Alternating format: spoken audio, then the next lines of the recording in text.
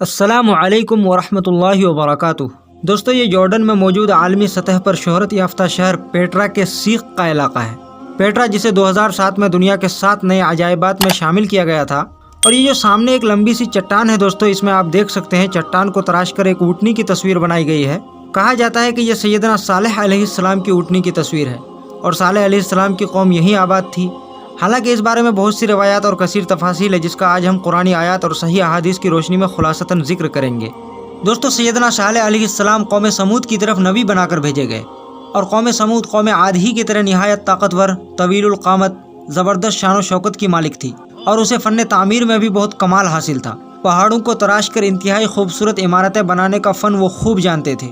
جب قوم سمود اپنے عالی شان محلات، سرسبز و شاداب کھیت کھلیان، خوبصورت چراگاہیں اور نعمتوں کی فراوانی کے سبب غرور و تکبر اور سرکشی کے نشے میں چور ہو کر ابلیس کے پیروکار بن گئے، حالانکہ کچھ ہی عرصے پہلے قوم عاد پر اللہ کے عذاب کے مناظر ان کے سامنے تھے، اس کے باوجود جب یہ بھی اپنے ہاتھوں سے تراشے ہوئے پتھروں کو خدا سمجھ کر اس کی عبادت کرنے لگے، اور بھی وہ طرح طرح کی برائیوں میں ملوث ہوتے چلے گئے، ان کے معاشرے میں حق و انصاف ختم ہو گیا، تو اس وقت اللہ تعالیٰ نے حضرت صالح علیہ السلام کو ان کی طرف رشد و ہدایت کے لیے نبی بنا کر بھیجا۔ وَإِلَىٰ ثَمُودَ أَخَاهُمْ صَالِحًا قَالَ يَا قَوْمِ اعْبُدُوا اللَّهَ مَا لَكُم مِّنْ إِلَٰهٍ غَيْرُهُ۔ اللہ تعالیٰ فرماتے ہیں کہ ہم نے قوم سمود کی طرف ان کے بھائی صالح علیہ السلام کو بھیجا۔ قَالَ يَا قَوْمِ اعْبُدُوا اللَّهَ مَا لَكُم مِّنْ إِلَٰهٍ غَيْرُهُ، تو صالح علیہ السلام نے اپنی قوم سے کہا، اے میری قوم، ایک اللہ کی عبادت کرو، مَا لَكُم مِّنْ إِلَٰهٍ غَيْرُهُ، ان کے سوا تمہارا کوئی معبود نہیں۔ حضرت صالح علیہ السلام نے اپنی قوم کو راہ راست پر لانے کے لیے ہر چند کوشش کی، انہیں طرح طرح سے خوب سمجھایا، لیکن دوسری قوموں کی طرح قوم سمود نے بھی آپ کی بات ماننے کے بجائے انکار کیا۔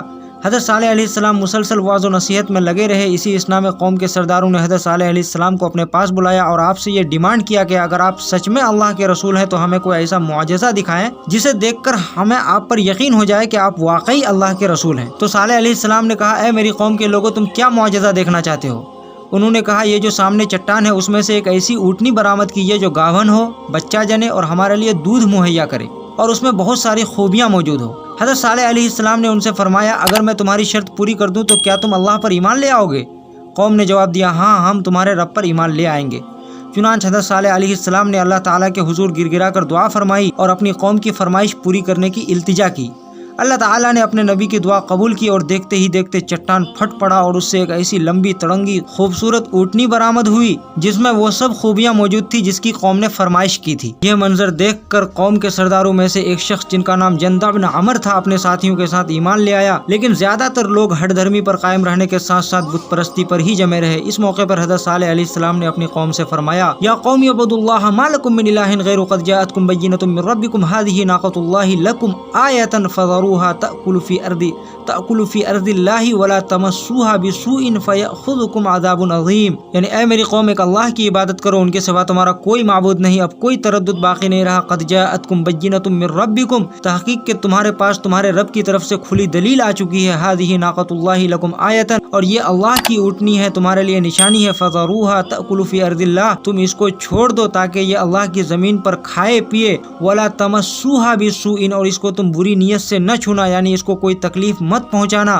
فیأخذکم عذاب عظیم، اگر تم نے ایسا کیا تو بھیانک عذاب تم کو چھو لے گی۔ دوستو، اونٹنی چلتے ہوئے قوم کے لوگوں کے پاس آئی، بچہ جنا اور اس کے تھن سے دودھ بھر گئے۔ قوم سمود کے 7 قبیلے اونٹنی کا دودھ آپس میں تقسیم کر لیتے۔ صالح علیہ السلام نے ان کے درمیان چشمے کا پانی بھی تقسیم کر دیا تھا کہ ایک دن ناقۃ اللہ یعنی اللہ کی اونٹنی پانی پیے گی، اور دوسرے دن قوم کے لوگوں کے جانور پانی پیئیں گے۔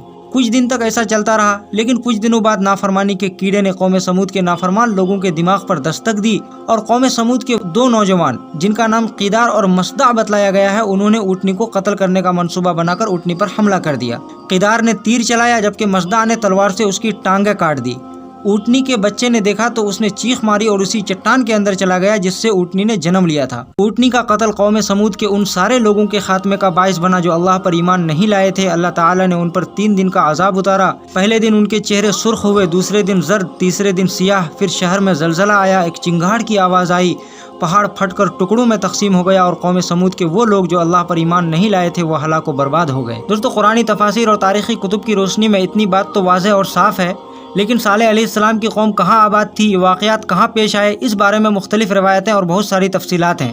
ایک روایت کے مطابق قوم سمود سعودی عرب میں مدینہ منورہ سے 400 کلومیٹر دور جارڈن کی سرحد پر تبوک نامی علاقے میں آباد تھی، جن کو آج مدائن صالح کے نام سے جانا جاتا ہے۔ इनके अंडर में कई इलाके आते हैं। इनमें जो सबसे मेन इलाका इनका था वह हिज्र का इलाका था, जो कि इनकी दारुस सल्तनत थी।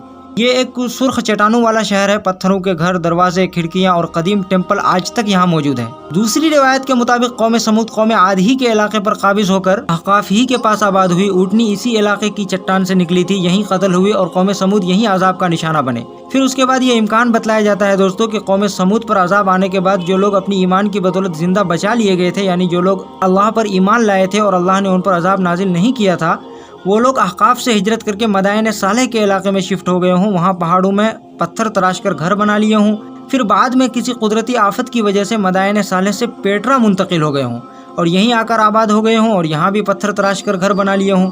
क्योंकि पेट्रा और मदायन सालेह के मकानात एक जैसे ही हैं और दोनों का आर्ट और रहन सहन भी एक जैसा ही बतलाया जाता है। और ये दोनों शहर एक ही रूट पर चंद 100 किलोमीटर के फासले पर है।